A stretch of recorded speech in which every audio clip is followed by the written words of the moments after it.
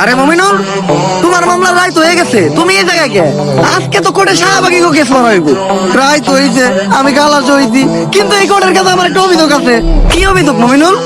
আমার sugar mummy আমার লগে আর বাংলাদেশের ছেলে কাছের লগে চুদ্দিক মগের যে ছবি আর ভিডিও আছিল, ওগুলা ভাইরাল করলো কেন? কস কি লিঙ্ক ভাইরাল হইছে মানে এটা লিঙ্ক বলে ভাইরাল হইছে?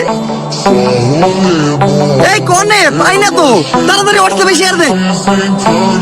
যেই কোডের জ্বর, উকিল আর পুলিশ এরকম, ওই কোডে আবার কি এর বিচার? থাকবো না এই দেশে, তৈলা দাম বিদেশে।